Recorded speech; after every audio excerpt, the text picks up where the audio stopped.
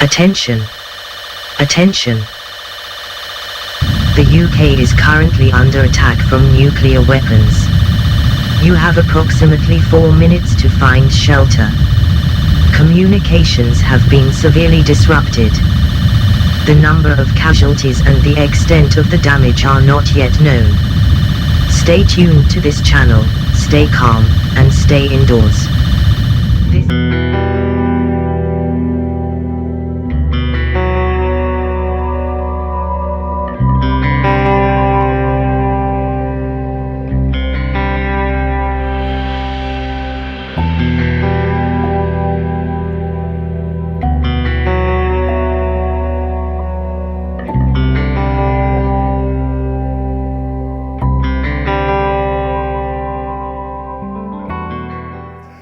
If I told you here in Shropshire we were probably a prime target in the Cold War, would you believe me? Probably not. But if you think about it, we have got RAF Shawbury and just over the border RAF Cosford, which both would have been prime targets if there'd been nuclear war.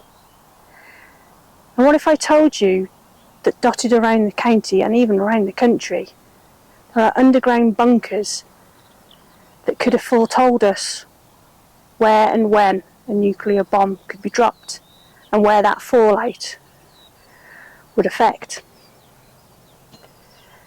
Scary, isn't it? But it's true. In the 1960s and 1970s, underground bunkers were built because there was a threat, a serious threat at the time.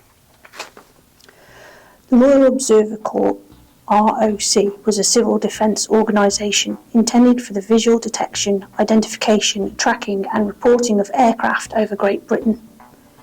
It operated in the United Kingdom between the 29th of October 1925 and the 31st of December 1995, when the Corps civilians volunteers were stood down. Composed mainly of civilian spare time volunteers, ROC personnel wore a Royal Air Force style uniform and latterly came under the administrative control of RAF Strike Command and the operational control of the Home Office.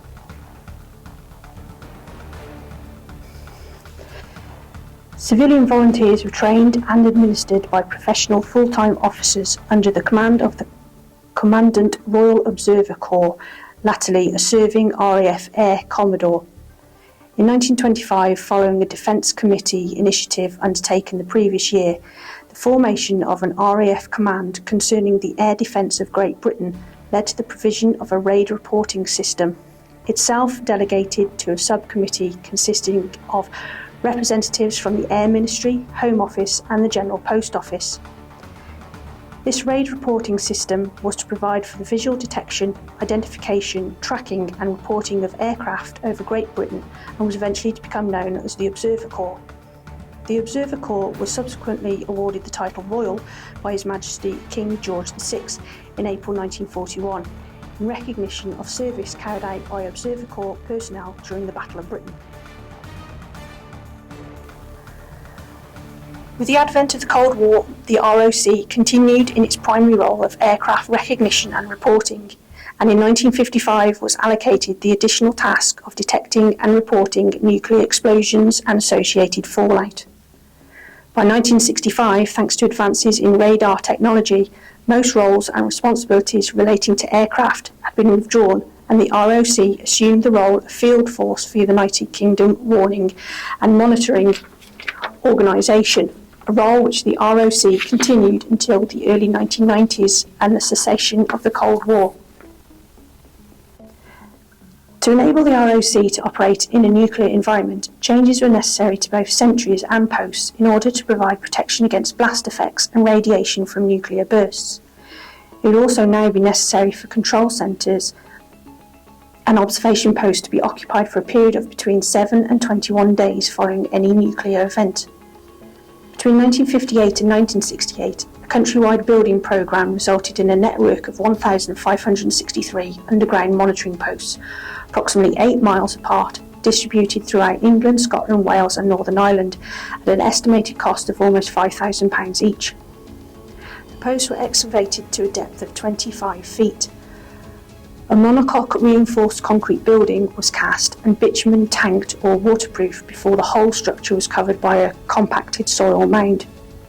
Entry was facilitated by a steel ladder in a vertical shaft leading to a single room, providing accommodation for 3 observers to live and work, with a separate toilet compartment with chemical closet. Air was circulated from the grilled ventilators at both ends of the post, and electricity was provided by a crated 12-volt lead-acid battery, charged occasionally by a portable petrol electric generator. New instrumentation detected the peak overpressure from any nuclear burst, together with photographic indications of the burst location and size, plus resulting levels of radiation. Conditions in these Spartan posts were cramped, cold, and in some cases damp. Personnel were required to staff the fallout reporting section, with the operation itself consisting of marking the position of nuclear bursts and plotting both the reported and predicted path of fallout onto a large vertical transparent map display. 2 observers working at the rear of the display would plot and update data by writing in reverse, thereby enabling an unobstructed view of the front of display. Actual reports of fallout were drawn onto initial templates, which, when combined with meteorological forecasts, were used to extrapolate the predicted path and intensity of the fallout. This system enabled initial and subsequent predictions of fallout to be drawn together with identifying those areas actually being affected. The equipment used in these bunkers consisted mainly of atomic weapons detection, recognition and estimation of yield, known as AUDRI, was a desk-mounted automatic instrument located at certain selected controls which detected nuclear explosions and indicated the estimated size of the blast in megatons. The bomb power indicator, or BPI, consisted of a peak overpressure gauge with a dial which registered the pressure wave from a nuclear explosion passing over the instrument. The ground zero indicator, or GZI, or shadow graph, consisted of 4 horizontally mounted cardinal compass point pinhole cameras within a metal drum. Each camera contained a sheet of photosensitive paper on which were printed horizontal and vertical calibration lines and in fact photographed the fireball of a nuclear explosion. For the measurement of ionising radiation, the Radiac Survey Meter number 2, or RSM, introduced in 1955, counted particles produced by radioactive decay. The Fixed Survey Meter, or FSM, introduced in 1958, could be operated from within the post with a cable leading to the externally mounted detector, which was protected by a polycarbonate dome. The FSM used the same obsolete high voltage 30-volt batteries as the RSM. In 1985, this instrument was replaced by the PDRM-82. The PDRM-82, or Portable Dose Rate Meter, and the desktop fixed PDRM-82 version of the same meter, manufactured by Plessey, were introduced in 1985. For measurement of personal absorption, the dosimeter pocket meters were issued to individual observers for measuring their personal levels of radiation absorption.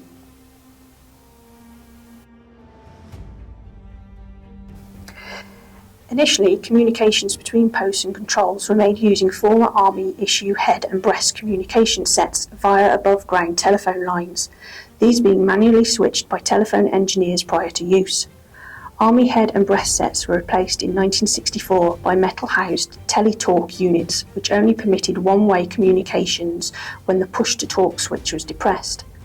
The teletalk units were also manually switched telephone lines, but with integral transistorization to boost transmission and reception power.